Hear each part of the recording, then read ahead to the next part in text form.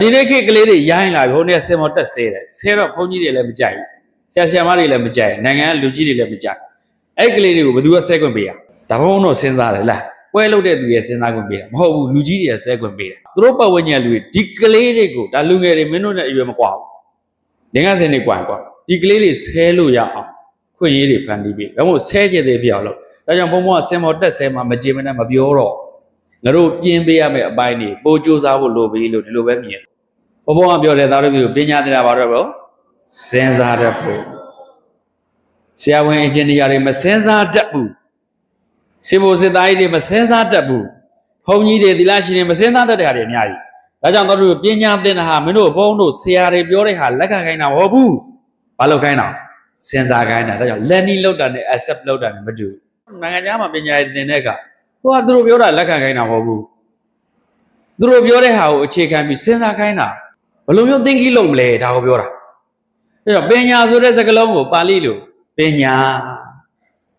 ပြောကြည့်အောင်ပညာပါတော့ရေညာလေးတက်ပင်ညရေးချညာ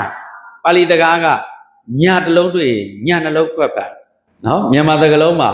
ပါဠိကနေယူထားတာစကားလုံးပေါင်း4000ကျော်ရှိတယ်သူသေနာပြောထားတဲ့ကျမ်းတစ်ခုရှိတယ်ပါဠိသက်ဩဟာရပိဋံဆရာကြီးတခုအတွမြင့်ရေးတာဆိုတော့ဒါလည်းလေးလာပြပါတခုပြောဒီမှာပညာဆိုတဲ့စကားတခုပြောချင်ပညာအားလုံးပြောကြည့်ပါလေတော့ပညာလို့ရာရစ်တံမထွန်းတယ်ဒါကြောင့်ခေဆက်ဆက်နှစ်ပေါင်း60 90ရှိပြီပြင်လိုက်ညာလိုက်ပြင်လိုက်ညာလိုက်နေလားဟုတ်လားဘုန်းဘုန်းတို့ခေဆက်ဆက်ကပညာနဲ့လာခဲ့တာဟိုအညာခံခဲ့ပညာဆိုတာပါတော့ရဲ့ညရဲ့ပြောကြည့်အောင်နှလုံးခွဲပါတယ်တော့ပါသောက်ဆိုတာအသေးစိတ်လို့အဓိပ္ပာယ်ညဆိုတာကတိတာပကာရိဏညာတိဇာနာတိတိပညာလို့ဖွဲ့တာပဆိုတာအသေးစိတ် analysis လုပ်ပြီးတော့သိအသေးစိတ်သိတာခွဲခြမ်းစိတ်ဖြာပြီးသိညကသိပါသောက်ကအသေးစိတ်ခွဲခြမ်းစိတ်ဖြာခြင်းအသေးစိတ်ခြင်းအနုစိတ်ခြင်းထိုးထွင်းခြင်းစမ်းစစ်ခြင်းလေ့လာခြင်းညကသိတာဒါကြောင့်ပညာဆိုတာလေ့လာမှစမ်းစစ်မှခွဲခြမ်းမှစိတ်ဖြာမှအသေးသေးသိတဲ့ဟာမျိုးကိုပညာလို့ခေါ်တယ်ဆရာဆရာမတွေကအဲ့လောက်ကောင်းအောင်သင်တဲ့ဆရာရှိလားမရှိဘူးအဲ့ဒါဘာလို့ဆရာဆရာမတွေကပညာမရဘူးပညာသင်ဖို့အတွက်အခြေခံစာပေတွေရအခြေခံအတွေးခေါ်တွေရ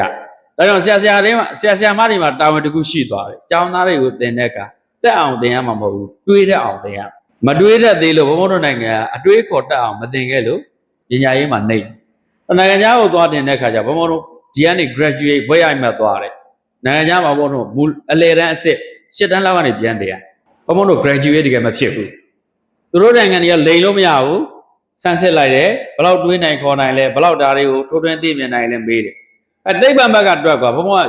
သိပ္ပံသမားဟုတ်ကွာ sin cosine tangent cotangent secant cosecant ဒီဘပဲတော့မသိရဘူးလားသင်္ချာနဲ့ယူရပြီးတယ်တွဲပြီးသင်တယ်ကဲဟိုရောက်တဲ့အခါကျတော့အင်္ဂယ်ကြီးချိုးခိုင်းပြီအဲ့ဒါဟိုဘာလုပ်တတ်ဘူးဘုံဘုံကအဲ့ဒါကိုပု္ပ္ပာအနေတွက်တဲ့အဖြေရအောင်တွက်တတ်တယ်ဒါပေမဲ့အဲ့ဒီဟာကိုလက်တွေ့တဲ့ခိုင်းတော့ဘုံဘာမှမနှိပ်တတ်ဘူးဘာမှမလုပ်တတ်ဘူးဘုံဘုံတို့နိုင်ငံပညာအဲ့လိုတစ်ခုချင်းခွဲသင်တာပေါင်းဆက်ပြီးတော့အသုံးချတဲ့အောင်သင်နိုင်တဲ့ပညာရေးမြန်မာပြည်မှာမရှိသေးဘူးအဲ့ဒါကြောင့်နိုင်ငံတကာကိုဘုံတို့ထွက်ပြီးလေ့လာကြဒါကြောင့်ဘုံဒီမှာအနှစ်ချုပ်ခြင်းတယ်ပညာရေးဆိုတာဘာလဲစဉ်းစားတဲ့အောင်သင်တာတနည်းလူဆန်တဲ့လူသားတယောက်ဖြစ်အောင်သင်တာအနှစ်ချုပ်ကတော့နိုင်ငံသားကောင်းဖြစ်အောင်သင်တာအဲ့ဒါကိုဘာလို့ခေါ်ပညာရေးလို့ခေါ်တာဆရာဝန်အင်ဂျင်နီယာတိုင်းကောင်းလားဘုံကြီးတိုင်းသီလရှင်တိုင်းရောကောင်းလားဝကောင်းမှုအဲ့ဒါစဉ်းစားတဲ့တွေးခေါ်တဲ့လူဆန်တဲ့လူသားစိတ်ပေါက်မှာအဲ့ဒါပညာတတ်တဲ့လူလို့တို့ပြောတာနော်ကဲဟုတ်ပြီအဲ့တော့မောင်သက်ရှိကအဲ့လိုမျိုးနဲ့စူးစမ်းလိုက်တာသူ့ရဲ့ပညာသင်နည်းတွေပါရဲ့တော့ညံ့တဲ့စနစ်ကြတဲ့မမေ့အောင်အဲ့ဒီစနစ်နေတာကြိုးစားလိုက်သူများတွေ16နှစ်တက်ရတဲ့စေပညာကိုသူကဘယ်နည်းနဲ့တက်သွားဘယ်နည်းနဲ့တက်သွားတယ်နောက်တော့စေပညာအတွက်သူရိနာစာတန်းတစ်ခုလောက်ရမယ်